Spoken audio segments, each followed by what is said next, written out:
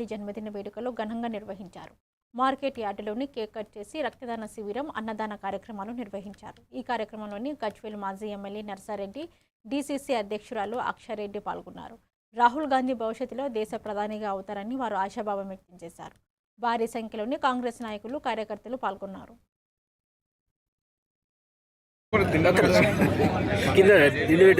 మనం కాపాడుకోవాలి. ఏ ఓట్లను తీసేయకుండా కూడా చూడాల్సిన బాధ్యత ఉంది. అదేవిధంగా ఇక్కడ ఉన్న మా మండల ప్రజలకు కానీ నేను కార్యకర్తలకు కానీ చెప్తున్నా, మనకు ఇల్లు ఈసారి తక్కువైంది. మనకి ఇంతకుముందు 3500 వస్తే ఈసారి 1500 వచ్చింది.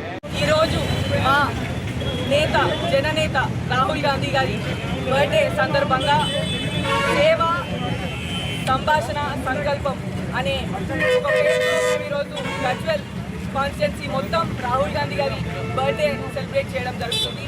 అందరు నాయకులు లెక్క ఏదో వచ్చామా ఈ కార్యక్రమంలో భాగంగా ఫస్ట్ బ్లడ్ డొనేషన్ చేశాం. ఆల్మోస్ట్ ఒక 60 మెంబర్స్ మా కాంగ్రెస్ కార్యకర్తలు ముందరికి వచ్చి బ్లడ్ డొనేషన్ చేయడం జరిగింది. అందులో ప్రత్యేకం ఏంటంటే 30 మంది ఫస్ట్ టైం బ్లడ్ డొనేషన్ చేసిన వాళ్ళు.